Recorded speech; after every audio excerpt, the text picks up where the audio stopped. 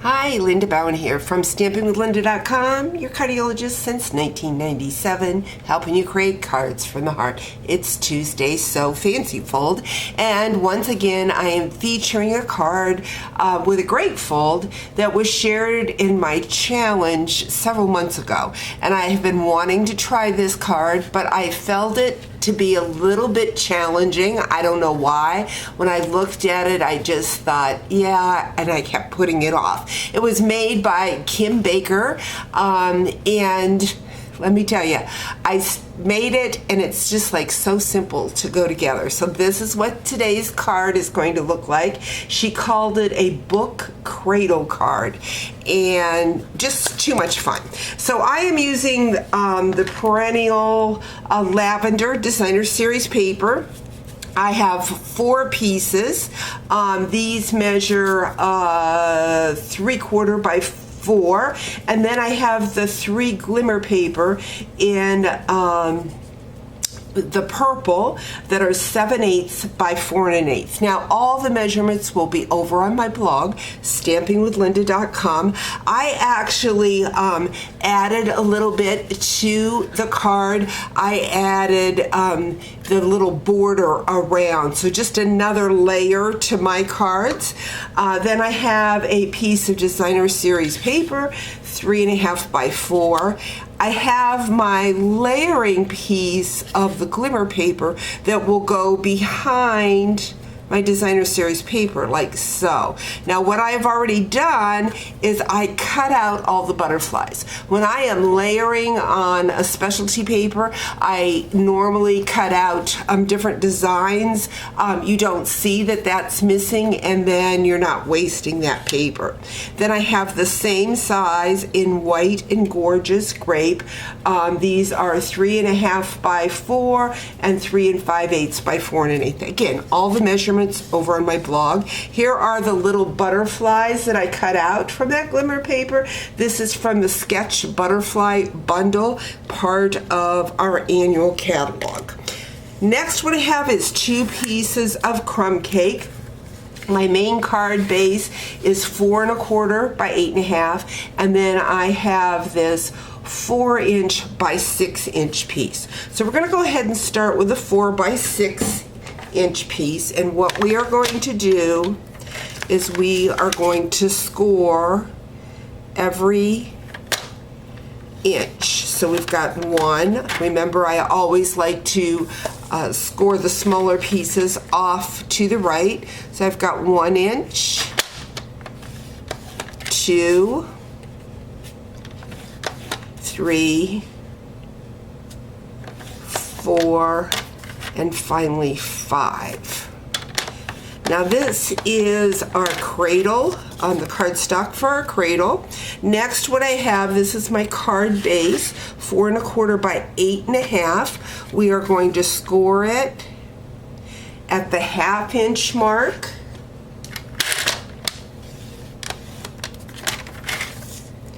the 4 1/4 inch mark, and finally the 1/2 inch mark again, or the 8 inch, whichever, I could go that way, but I just want, again, to have the smaller measurements on the right. Just find that that makes it straighter for me. We're going to go ahead and fold this card up. I'm going to really crease our score lines.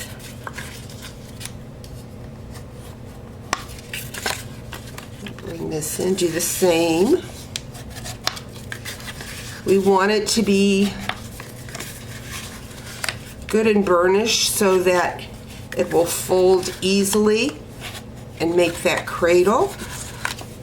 I'm going to go ahead and go back the other way.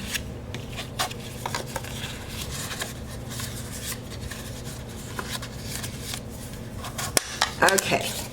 Now what we're going to do is we're going to add adhesive to the 2 inner pieces. Now you could use liquid glue, your tear and tape. Oops, what is going on here? I've been had that do that for a really long time. I like Stampin' Seal Plus. There we go. So we're just going to add a couple of strips of that. And what we're going to do is we're going to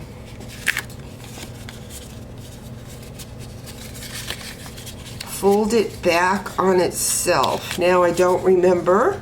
Let me get my piece here. I'm going to fold like this. Fold in, fold in. You want to make sure that adhesive is really good, and what you have is an X. Now you want to make sure that you're going to use the double thickness for the bottom to make your stand so that it'll stand up. Now let's go to our card base. Again, I want to work those score lines back and forth.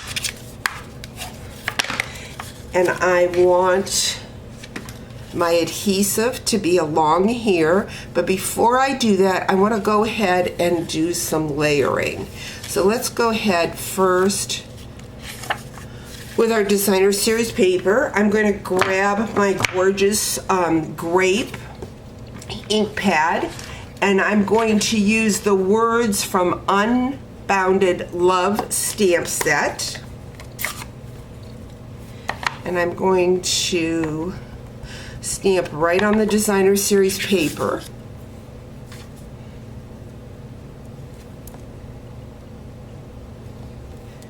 The happy birthday. I'm going to bring in that piece of white, and I'm going to stamp the have a blessed day.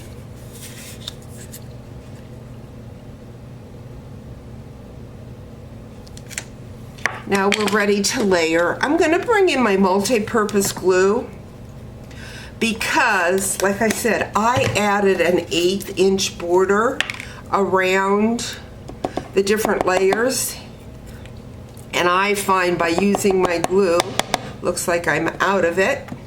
Good thing I ordered some. It is school holiday for sales tax in the state of Ohio, so I've got an order coming with lots of adhesives. Might as well get it when I don't have to pay taxes on it, right? So we've got that. Now I'm going to add it to the glimmer paper. Now I'm going to add a little bit more of the adhesive on the glimmer, only because the glimmer can be difficult to make your cardstock excuse me, adhere to it. So we're just going to add some extra adhesive on the glimmer and then on the Designer Series paper also. And we're going to need this to go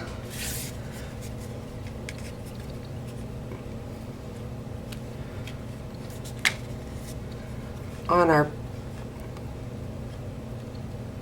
front. Because I've got adhesive in those holes, I want to make sure that I have it where it needs to be so the extra adhesive goes here on the card. Now we're going to add to the back. Don't need as much adhesive because it's got the smooth finish. Now let's just add that to the front of the card. Then I've got the 4 pieces. Again, all the measurements are going to be over on my blog, stampingwithlynda.com. Could have had these done ahead of time to save some time, but if you don't want to see me gluing things together, you can fast forward. Like I said, this card I got with my team challenge. My team challenge is every time there is a new mini that comes out, my team members have the option of opting into my challenge, and by doing so they are going to create at least 2 cards from a guideline that I set up with product that comes in their challenge packet. So they get their hands on the Designer Series paper and the new mini, and product, the embellishments. So it gives them a chance to get a hands-on experience with the new product, and also a chance to win Stampin' Up! Gift certificates from me. So I have a team that judges their cards, and the winners then get gift certificates for Stampin' Up! Product of their choice. So just a fun perk for being in my downline or a demonstrator underneath me. This is for all 3 lines underneath me, not just my directs. So we've got this. Now we're ready to assemble. I'm going to go ahead and add my adhesive to that 1/2-inch lip, and it is going to go inside my stand.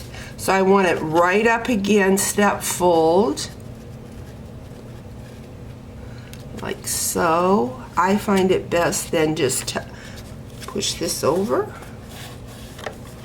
like so. We're going to do the other side.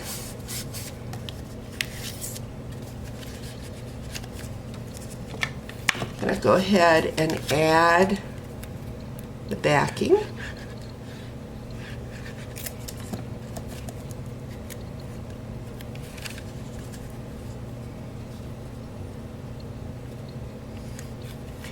Like so. Adhesive. And then just going to close that up. And then now my layered Designer Series paper and glimmer goes on the stand.